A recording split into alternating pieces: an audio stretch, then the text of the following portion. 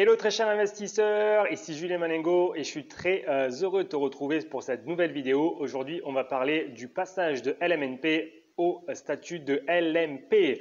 En fait, c'est une question que je reçois assez souvent et qui, je pense, inquiète les personnes. Et je suis en train de vivre exactement ce passage parce que l'année prochaine, du coup, je vais me retrouver au chômage. Et puis même sans être au chômage, mes revenus locatifs meublés auraient été supérieurs à mes revenus de salarié d'aujourd'hui. Donc, dans tous les cas, je me serais retrouvé au LMP l'année prochaine. Alors, du coup, j'ai un peu fait des recherches sur le sujet parce qu'en bon investisseur, on veut bien anticiper et savoir à quelle sauce on va être mangé. Donc du coup, je vais t'expliquer tout ça dans cette vidéo. Avant ça, je t'invite à t'abonner à la chaîne et à regarder ce qui se passe sur Instagram en cherchant Julien Maningo parce que là-bas aussi, il y a pas mal de contenu. Tu trouveras aussi en description ci-dessous 4 PDF que tu peux télécharger pour t'aider à investir. Le premier, c'est la meilleure stratégie pour dégager le maximum de cash flow en faisant un minimum d'investissement. Au coût d'acquisition, comment être sûr de faire la bonne affaire, comment investir à distance et les travaux, comment les budgétiser avant même de te déplacer. Donc tout ça, c'est du contenu gratuit qui va t'aider à avancer rapidement et sereinement. Pardon. Donc aujourd'hui, le passage du statut LMNP au statut LMP, situation que je vis et pour avoir fait quelques petites recherches sur le sujet, c'est pas si dramatique que ça. C'est pas si dramatique que ça et je comprends qu'il y ait des personnes qui s'en inquiètent, mais je vais te dire moi comment est-ce que je vois la situation. Il y a 4 axes qu'il va falloir aborder. Le premier, c'est la plus-value. La plus-value, lorsqu'on est en LMNP, en fait, on est au régime des particuliers. Donc là, c'est tout bénef. En gros, les amortissements ne sont pas considérés, donc on est imposé comme la vente d'une résidence secondaire. Pas de souci. Par contre, lorsqu'on passe en LMP, là, on est considéré comme un professionnel et du coup, les amortissements sont intégrés dans le calcul de la plus-value. Et là, ça peut faire beaucoup plus mal. Sauf si vous détenez le bien pendant plus de 5 ans. Et que vous générez moins de 90 000 euros de revenus locatifs en moyenne sur les 2 dernières années. Dans ce cas-là, vous êtes totalement exonéré de plus-value. Donc, au final, en connaissant cette règle, pour moi, je trouve que c'est très intéressant de passer au statut LMP. Et puis, dans tous les cas, même si je revends avant 5 ans, là, le calcul de la plus-value, il va être fait vraiment, imaginons que j'ai acheté 100 000 et je revends 150 000, je vais être imposé à 30% sur les 50 000. C'est pas si grave, c'est un manque à gagner, mais c'est pas une perte sèche comme lorsqu'il y a des successions et qu'on est obligé de vendre pour payer un impôt. Là, on n'est pas dans cette situation-là. Donc au final, l'un dans l'autre, avant 5 ans, c'est un mal pour un bien, et après 5 ans, c'est la cerise sur le gâteau. Pour moi, ça, c'est un avantage.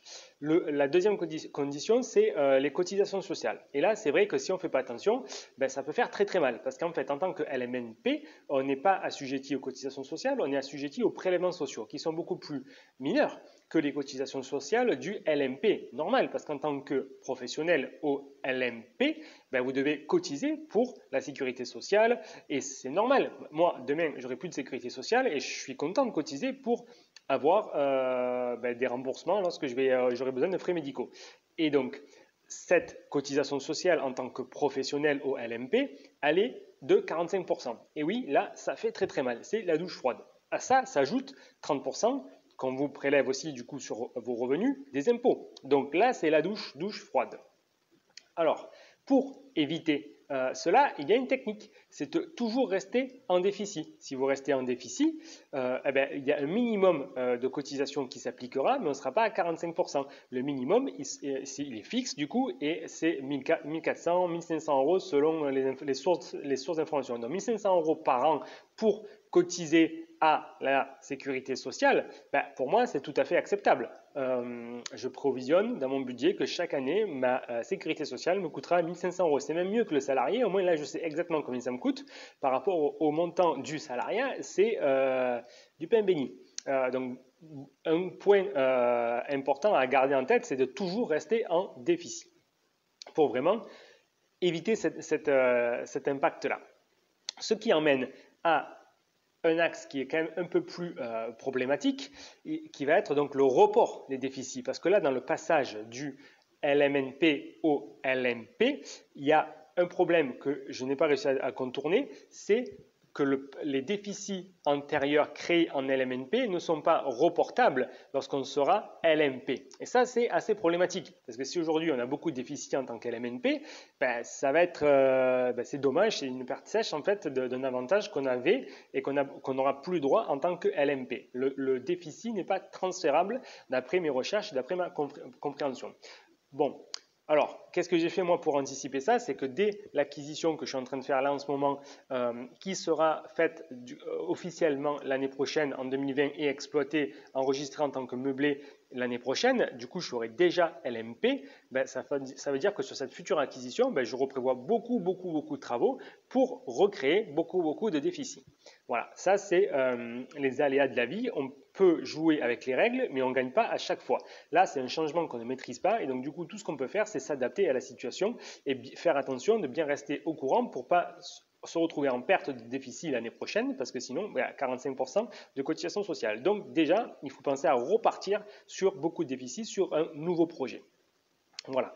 Pour éviter cette situation, une autre stratégie à mettre en place qui peut être très intéressante, c'est d'utiliser la SCI à l'IS. Parce que au final, le meublé en LMNP ou LMP, c'est bien, mais comme on ne sait pas à quelle sauce on va être mangé, peut-être qu'après 2022, les choses seront vraiment différentes. Donc moi, dès le départ, j'avais anticipé une autre stratégie d'utiliser la SCI à l'IS qui aussi permet de se verser un salaire ou de se verser des dividendes. Et là aussi, il y a des conséquences, mais il faut les connaître pour bien jouer avec et surfer sur la vague et utiliser le système au mieux. Donc ça, c'est tout à fait possible. Et un dernier avantage que je vois au LMP, et celui-là, il n'est pas des moindres, c'est que demain, j'aurai d'autres revenus, non pas de salariés, mais par exemple d'agent commercial. Quand j'ai un client qui me demande d'y trouver un bien ultra rentable et que je l'aide à trouver ce bien ultra rentable et à l'exploiter de la très bonne façon pour maximiser le cash flow, ça, c'est des revenus d'agents commerciaux. Et donc, du coup, le statut de LMP permet d'utiliser le déficit sur les autres revenus, chose qui n'est pas possible dans le LMNP, puisque le LMNP, vous pouvez défiscaliser quelque part ou utiliser le déficit uniquement sur les revenus BIC, donc de même source. Mais là, le LMP permet d'utiliser le déficit pour baisser la base d'imposition sur toutes vos autres sources de revenus. Donc, ça permettra de payer moins d'impôts sur les autres activités que moi je vais avoir. Donc, c'est pour ça que le changement, le passage du statut de LMNP au statut de LMP n'est pas forcément une mauvaise chose. Il faut simplement connaître les règles et bien savoir les utiliser. Voilà ce que je voulais vous dire. Et si vous avez des questions, n'hésitez pas. Si vous avez d'autres informations sur le sujet, allez-y, mettez des commentaires, ça m'intéresse. Parce que tout ça, ce n'est pas forcément officiel, donc il faut vous chercher. Et si vous avez des pistes ou des doutes, n'hésitez pas. Je vous invite encore à vous abonner, à télécharger les PDF, ça va vous aider, et à regarder ce qui se passe sur Instagram parce qu'il y a pas mal de pépites immobilières là-bas non plus. À très bientôt pour une prochaine vidéo. Bye bye les amis.